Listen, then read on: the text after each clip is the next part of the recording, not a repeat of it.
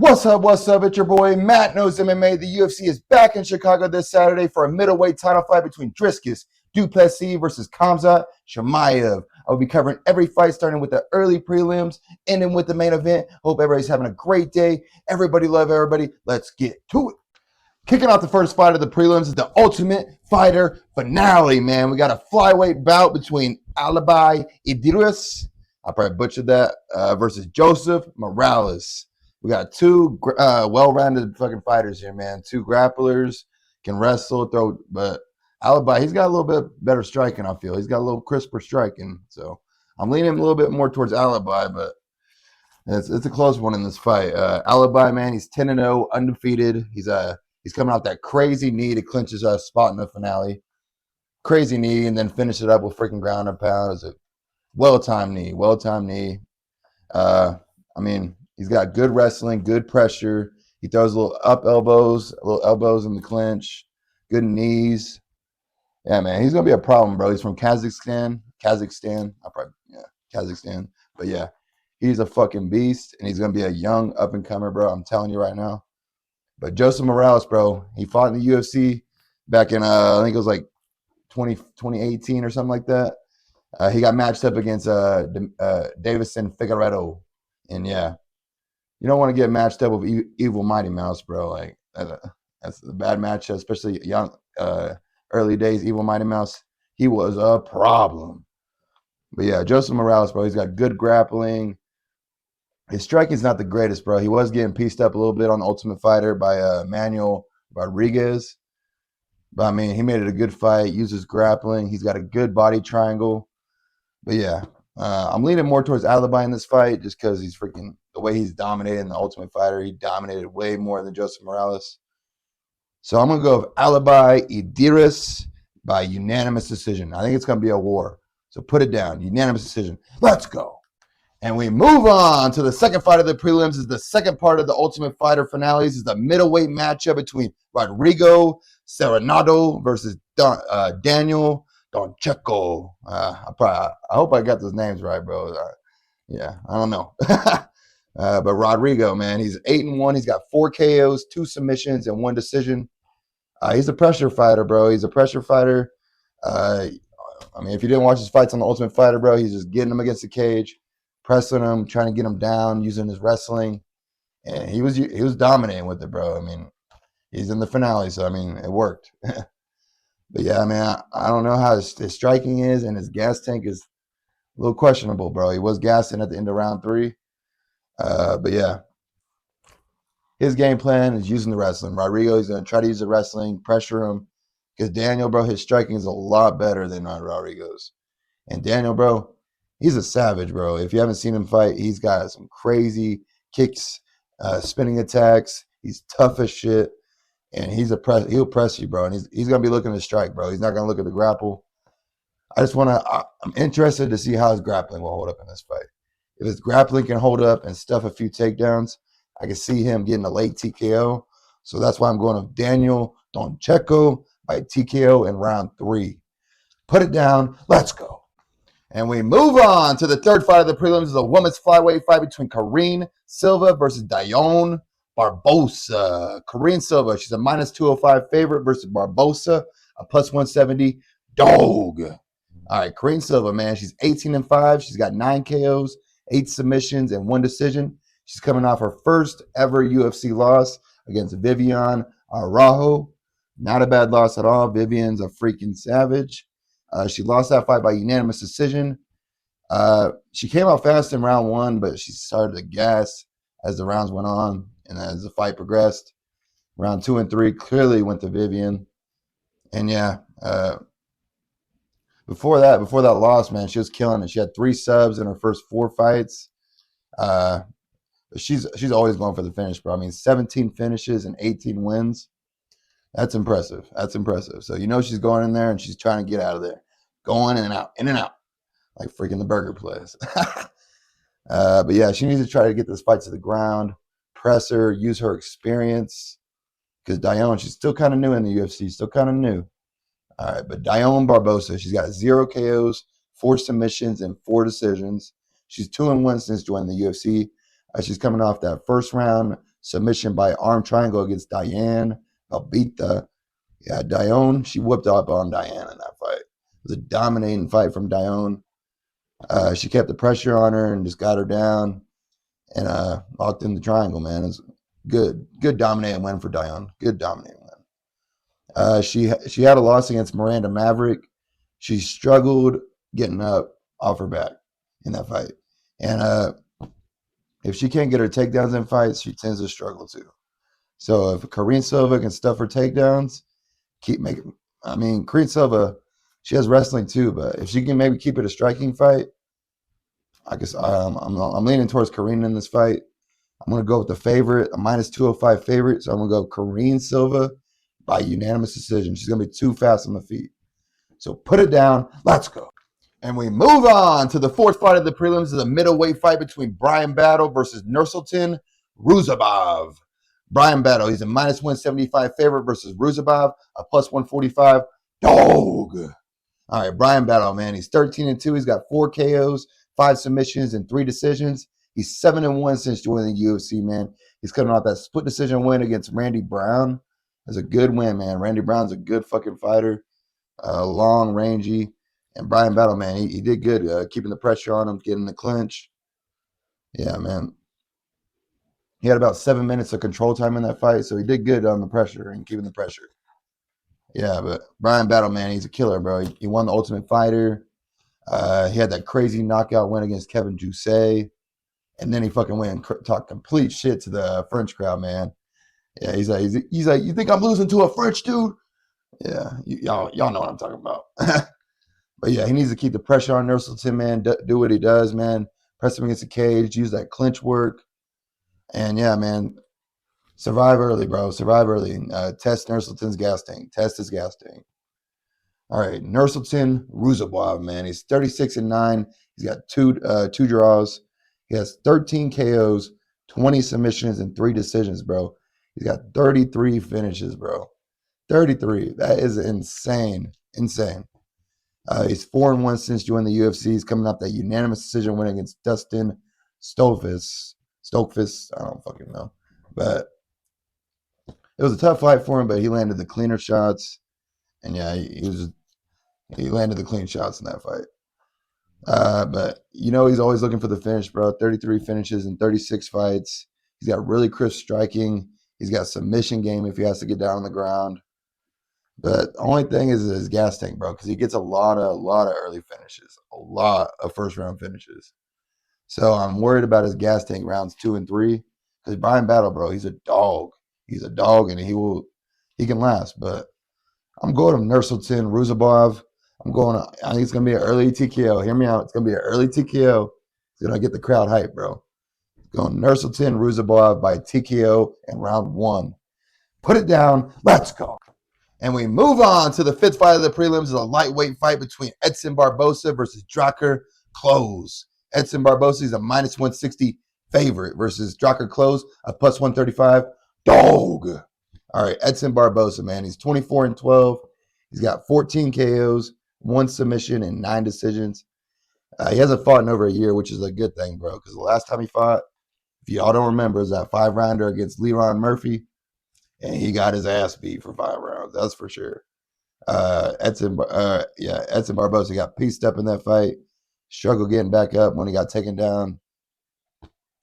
Leron landed 222 significant strikes to Edson Barbosa's 79, and 172 of them strikes were to the head, bro. So yeah, it was good that he took a year. It was good that he took a year for sure, because he probably had a long headache after that one. But yeah, Edson Barbosa, he's a fucking legend, dude. He's got some of the best kicking game in the UFC history, bro. His kicking game is unreal. He needs to attack the legs in this fight. Look for knees up the middle, feint knees up the middle. Yeah, bro. And just look for that counter shot, because Drakkar Klose, he leaves a lot of openings, bro, for you to hit him. So you can find the chin. You can find it. All right, Drakkar Klose, man. He's 15-3. He's got 1 draw. He has 6 KOs, 0 submissions, and 9 decisions. He's coming out that first round KO loss against Joel Alvarez. He got caught with a fucking big flying knee in that fight. Then Joel put him in like one of them bully chokes, bro, and just start punching him. He had like one of these chokes where you just lock him up, bro. It was pretty bad loss for Drakkar Klose, man. He got put out cold. And yeah. He has some good fights on his resume, bro. He fought Daniil Dariush. If you didn't see that fight, bro.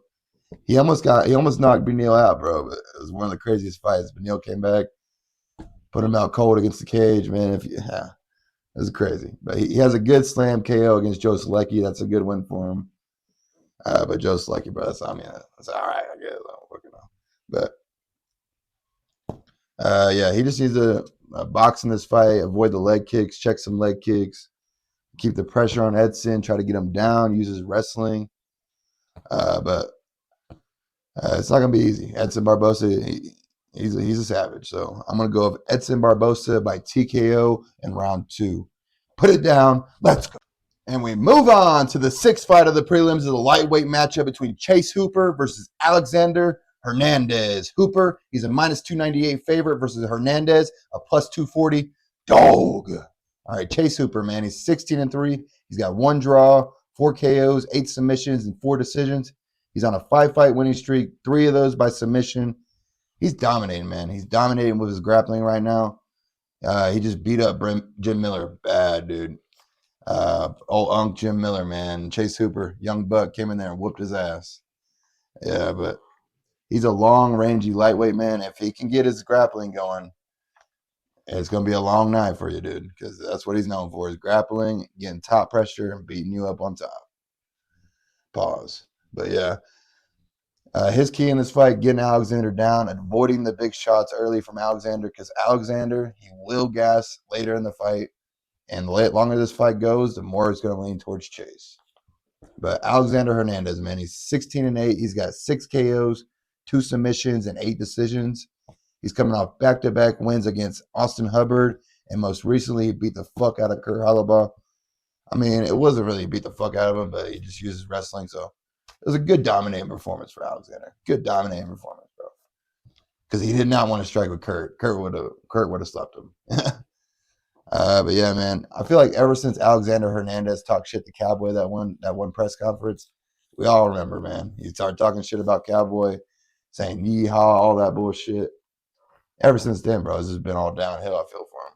He gets wins every now and then, but he's not consistent. He's not consistent. Only way I see him winning this fight, bro, is if he gets an early TKO in round 1. He gets to crack him early. But yeah, the longer this fight goes, man, I'm going to lean towards Chase Hooper just because it's wrestling. And yeah. But yeah, I'm going to go Chase Hooper by TKO. I think it's going to be I'm going on round 2. Chase Hooper by TKO in round 2. Put it down. Let's go. And we move on to the 7th fight of the prelims, the women's strawweight fight between Jessica Andrade versus Loopy Godinez. Andrade, she's a plus 135 dog versus Loopy, a minus 160 favorite. I can see why the odds are like this, bro. Do not sleep on Loopy. Loopy is a savage. She's a savage. I know Jessica Andrade, she's a more popular name, but Loopy, she's a dog, bro. Don't sleep on her. Jessica Andrade, man, she's 26-14. She's got 10 KOs, 8 submissions, and 8 decisions. She's 2-3 in her last 5. She's coming off back-to-back losses against Natalia Silva and Jasmine Jasudavicius. Jasmine absolutely dominated her. It was an early first round submission. Jessica, she got caught in a rear naked choke. Yeah, it was a dominating win for Jasmine. Jessica, her takedown defense is kind of questionable. She's not good when she gets taken down. And yeah, that's what she's been kind of getting exposed for that lately.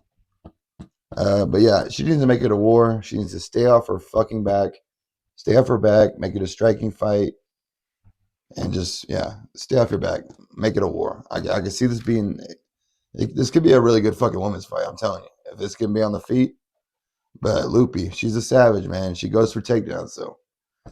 And she's coming, she's 3-2 in her last 5, Loopy Godinez. She's 3-2 in her last 5, coming off a unanimous decision win against Julia Palostri. Fuck, I'm losing my voice, bro. Fuck. But she was able to get Julia down 5 times and she had 7 minutes of control time in that fight. Yeah, but wrestling won her that fight, and when she's fighting Jessica Andrade, man, she's gonna have to use that wrestling. She's gonna have to use that wrestling. I doubt she wants to strike with Jessica, but Loopy, man, she's got Chris striking, bro. Don't sleep on her striking either. So Loopy's best key to victory is going for the wrestling. Going for the wrestling, yeah. Do not go in a freaking striking fight with Jessica Andrade. But yeah, I expect a war between these two. I expect a 3-round war. So I'm gonna go with Loopy Godinez by unanimous decision. Put it down. Let's go. And we move on to the 8th fight of the prelims. Is a middleweight fight between Gerald Meerschaert versus Michal Oleksiejczuk. Oleksiejczuk. I don't fucking know how to pronounce that. Oleksiejczuk. Oh, man. Meerschaert, man. He's a plus 185 dog versus Michal. I'm not saying his last name no more. Minus 225 favorite. This is a classic grappler versus striker matchup, man. Who's going to be dominating, bro? Gerald Meerschaert, you know he's a grappler. He's going to be looking to wrestle. His striking is piss poor. But if he can get his grappling going in this fight against Michal, it's going to be a bad night for Michal because Gerald is a fucking savage on the ground. He does not have 29 submissions on his resume for no reason.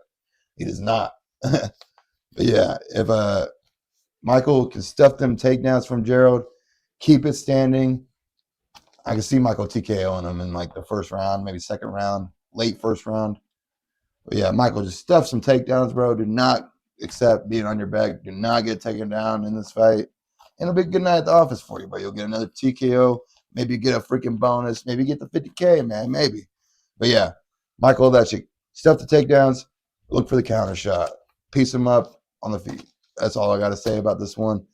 I'm going to Michal Oleksiejczuk, whatever the fuck his name is. Michal by TKO in round 1. Put it down. And we move on to the main event of the prelims. The lightweight matchup between Bobby. I'm not calling you fucking King Green. I'm not calling you King, Bobby. Versus Diego Ferreira. I don't care if you change your name to that. I'm not calling you. It's Bobby, bro. You're Bobby for now and forever. Bobby, man. He's 32 and 17. He's got 11 KOs, 9 submissions, and 12 decisions. His chin is a little questionable lately. His chin has not been holding up, and yeah, he's been getting cracked. If you didn't see that spinning kick with Fluffy, Mauricio Ruffy, I mean, you had to have seen that, man. If you're a UFC fan and you're watching this video, you've probably seen that knockout. And Bobby Green, yeah, he got put out cold, lights out. Somebody read him a story, little bedtime story. He was snoozing. But yeah, Bobby Green, bro. He's got crisp striking. He's got super fast hand speed.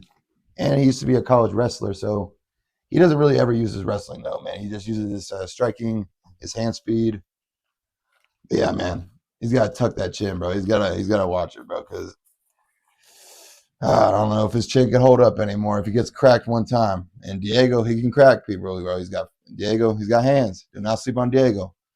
Diego, man, he's coming off that unanimous decision loss against Grant Dawson. He struggled defending the takedowns in that fight. Grant Dawson was dominating with the wrestling. But yeah, man. Bobby Green, he knocked out Grant Dawson in like the first minute when they fought. So it's kind of a little circle they got there, a little trio between them. But Diego lost to Grant and Bobby beat Grant. Does that say anything? Probably not, but that's what happened. Before that, Diego, man, he got a fucking good ass round 3 TKO win against Mateos Rebecki. Great fucking fight for Diego. Great comeback win in that fight. Yeah, he got the TKO with only 10 seconds left in round 3. It was a fucking good win for Diego. And Diego, man, he just mixed up the grappling. And just you can crack Bobby, bro. I think this is gonna be a little scrap. Both of these guys, UFC vets. Man, I think I'm gonna go with the favorite. I'm gonna go with Diego Ferreira by TKO in round 2. Put it down. Let's kick it off. The first fight of the main card is a flyweight fight between Tim Elliott versus Kai Asakura. Tim Elliott is a plus 250 dog versus Asakura, a minus 310 favorite. All right, Tim Elliott, man, he's a savage, bro. If you haven't seen him fight, he's got good boxing, good head movement, moves his head well. He's got good wrestling, submission, man. You ever seen him fight Demetrius Johnson? He almost pulled off one of the biggest upsets in history, bro. He got Demetrius Johnson a good little guillotine. Demetrius Johnson, he slipped out of it and got the win. But Tim Elliott, bro, he's been looking good as of late. He's coming off that first round submission by arm triangle against Sue Majerji. Yeah, man, he'll do whatever it takes to win. If you haven't seen some of his fights, he does some fucking illegal shit sometimes, bro. He be putting the hands in the gloves. He be doing a bunch of illegal shit sometimes, bro. But whatever you got to do to win, bro. And if the refs don't catch you, it's even illegal, you know? But I think he just needs to survive round one. The longer this fight goes for Tim, the better. Because Kai, man, he's a killer on the feet. He's got good striking. And he's going to be pissed, bro. He's coming off that his first ever UFC fight. He got a title fight. He got that Dana White treatment. Here's the golden ticket, bro. Here's the golden ticket. First fight in the UFC. Here's a title fight. But that just shows how weak the flyweight division is right now. But yeah, he's going to be looking for a big knockout. So Tim, move that. Just survive the first round, bro. Just survive the first round. Move your head as much as you can. And mix in your takedowns. Because Alexandre Pantoja, his wrestling is next level, but he was dominating Kai on the ground. He was dominating him. But yeah, Kai, man, if he doesn't get an early finish, I want to lean more towards Tim. And that's why I'm going with the upset. Give me the plus 250 dog, Tim Elliott by submission in round 2. Put it down. Let's go. And we move on to the second fight of the main card. Is a middleweight fight between Gerald Cannonier versus Michael Venom Page. I'm leaning towards Michael Venom Page in this fight. I'm leaning towards Michael Venom Page, man. His striking is fucking crisp, bro. The only person that solved it was Ian Gary, and Ian Gary uses fucking wrestling, of course. I can't believe Michael Venom Page let that fucking cuck beat him. I can't believe it. But yeah, Michael Venom Page, he's a savage on the feet. Gerald Cannonier, bro, he's also a fucking killer, bro. They don't call him the killer gorilla for nothing, bro. He is a savage, and he's got crazy knockout power. He's coming off that big win against RoboCop. He got dropped bad early in that fight. Got dropped twice. I thought it was a wrap. I thought it was an early finish for RoboCop. But Gerald Cannonier, man, his resiliency in that fucking fight, the way he came back and fucking got that TKO against RoboCop, that was a great fight to watch, man. Great fucking comeback win for Gerald. Yeah, but he's got good wins against Sean Strickland too. He's beat Anderson Silva, Jack Hermanson, Kelvin Gastelum, a couple other names, yeah. But yeah, he's a dog, bro. He's a UFC dark horse, bro. Michael Venom Page is a big test. And the only way I see Gerald Cannonier winning this is if he just cracks Michael Venom Page with a big shot. Because no way he's going to beat Michael Venom Page in points. So I got to go with MVP, man. I think MVP's going to crack him with something dirty, maybe a knee. But MVP, I think he's going to put him out cold. I think it's going to be a knockout for MVP. So I'm going to go with MVP.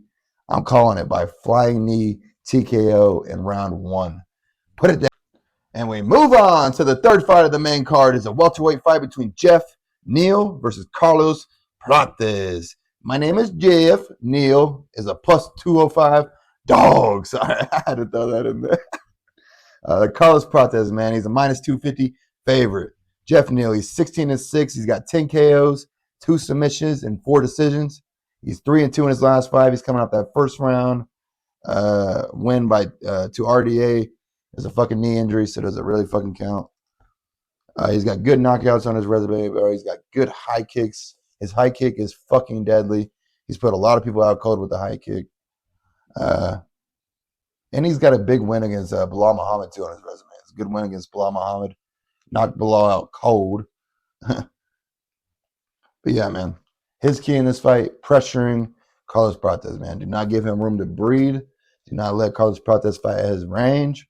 Pressure him, and pressure him, bro. Come on now. Just pressure him. And Carlos Prates, man, he's 21-7. He's got 16 KOs, 3 submissions, and 2 decisions. He's coming off his first ever UFC loss, bro, to Ian the Cuck Gary. Oh, man. That Cuck is beating everybody. But yeah, he's been knocking everybody out before that, though. He had four knockouts before that. So he's been sending everybody to the shadow realm, man. And if Jeff Neal watched anything from the last fight, you got to grapple with this dude. You got to grapple with him and make him work. Yeah, he freaking smokes freaking like a pack of cigarettes a day, so he's a fucking savage. Carlos Prates, man, he's a freaking savage. Carlos Prates, he cannot fight off his back foot. He cannot do that. Jeff Neal, if he's rushing at him, I mean, Carlos could catch him with a counter coming in, but it's gonna be a tough fight, man. Carlos Prates, I think he might get TKO'd, bro. So with that being said, I'm gonna go Jeff Neal by TKO in round 1. Put it down. Let's go. And we move on to the co-main event of the evening is a featherweight matchup between Leron Murphy versus Aaron Pico. Leron Murphy's a plus 154 dog versus Pico, a minus 185 favorite, man. The dog for Murphy, bro. The dog for Murphy. That is interesting. Leron Murphy, undefeated since joining the UFC, 16-0 altogether. He's got 8 straight wins, bro. He's coming off that dominating performance against Josh Emmett. Good fucking win against Josh Emmett. Avoided the power bombs from Josh Emmett. The power shots, bro. He throws Josh Emmett, he's looking to kill you whenever he throws at you. But yeah, Leron, man, he's been getting a lot of favorable matchups from. He's been getting a lot of strikers, man. Not very many grapplers that contest his wrestling. Because the one fight he had, I think the one draw he had is because he struggled defending the takedowns and getting up. And that's why the fight was close. But yeah, it's interesting that's going to be against Aaron Pico because Aaron Pico, he's legit, bro. And he will fucking press you against the cage and he will try to get you down. He's not going to want to strike with you, bro. All right, Aaron Pico, man, he's making his UFC debut. Highly anticipated UFC debut. I haven't heard this much hype about somebody in a minute. He's getting the co-main event on a big-ass pay-per-view against Leron Murphy, undefeated UFC fighter. It's big time. Big time for Aaron Pico. Big time. And I can see why, bro. If you see his highlights, bro, he's got crazy knockout power. He's got crisp boxing, bro. His boxing is legit. His wrestling is legit. He's well-rounded as fuck. He has been cracked, bro. He has been put to sleep before. He did go to the shadow realm. So his chin has been cracked. He can be knocked out. But I think his pressure in this fight, his wrestling is going to be too much for Leron Murphy. I can see why Aaron Pico's a favorite, and that's why I'm picking him too. And he's a fucking dog. His wrestling is legit. His boxing legit. I'm going to go with Aaron Pico. Aaron Pico by TKO in round 2. Put it down. Let's go. And we move on to the main event of UFC 319, a middleweight title fight between Dricus du Plessis versus Khamzat Chimaev, man. Khamzat Chimaev, man, he's a minus 245 favorite versus du Plessis, a plus 200 dog. No faith for the reigning, defending champ, bro. No respect, bro. Plus 200 dog for Dricus. I know Khamzat, bro. He's a fucking killer, savage. Wrestling's on point, but come on, Dricus, bro. He's been proving himself. Dricus, bro, survive the early takedowns. Make it go longer, bro. Make it go past round 1.